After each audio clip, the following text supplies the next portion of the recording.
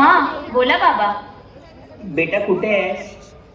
हो बाबा, घरीच यायला निघाले, वाटेत आहे. नाही ग, उशीर झाला म्हणून फोन केला. ये बेटा, ये सांभाळून ये. हा बाबा, येते मी, नका काळजी करू. आज खूपच उशीर झाला घरी जायला. रोज छेड काढणारा मुलगा आज पण इथे असला तर. ए जानेमन, कुठे चाललीस? येतेस का फिरायला? सोड सोड माझा हात, मी तुझ्या पाया पडते. माझ्या आई बाबा माझ्या घरी वाट पाहत आहेत. मला जाऊ दे, प्लीज प्लीज. अगं चल चल ग, थोडी मजा करू घेऊ. धावा धावा कोणीतरी, मला वाचवा येणार आता माझ्या तावडीतून. अरे अरे, दारा खिडक्या उघडे ठेवून काय तमाशा पाहताय? वाचवा कोणीतरी. अरे, माझ्या जागी जर तुमच्या आया बहिणी असत्या तर अशीच तमाशा बघत उभे राहिला असता का? अगं कोणी नाही येणार तुला वाचवायला. ही आजूबाजूची लोक फार तर काय करतील, मोबाईलवर शूटिंग करतील, पण तुला ते वाचवायला येणार नाहीत. वाचवा वाचवा मला कोणीतरी.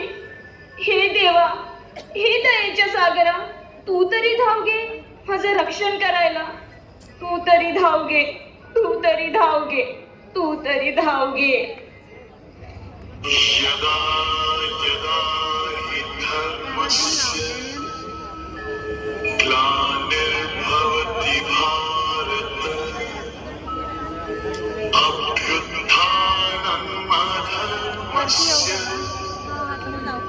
तदात्मानं सृजाम्यहम् परित्राणाय साधूनां विनाशाय च दुष्कृतां धर्म संस्थापनार्थाय संभवामि युगे युगे. उठ बालिके, उठ. अगं या कलियुगात तुझं रक्षण करायला ना मी येणार, ना छत्रपती शिवाजी महाराज जन्मणार, ना धर्मवीर आनंद दिघे जन्मणार.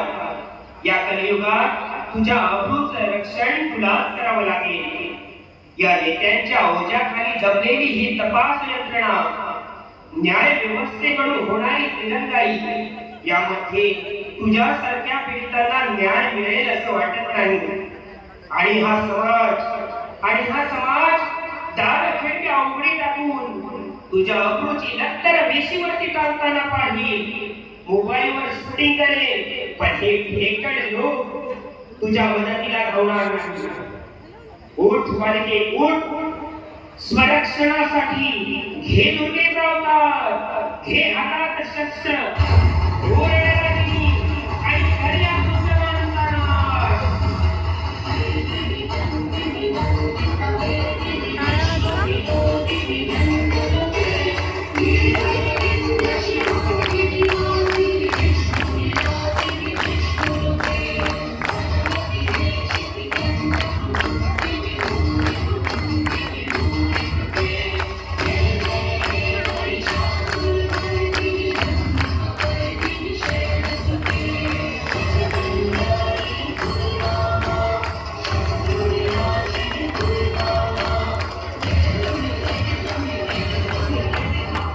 वाचवा वाचवा वाचवा, मला कुणीतरी वाचवा.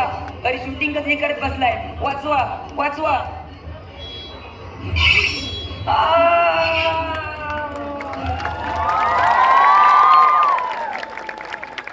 या कलियुगात या माता भगिनींच्या रक्षणासाठी श्रीकृष्ण येणार नाहीये, तर या माता भगिनींनीच स्वतःचं संरक्षण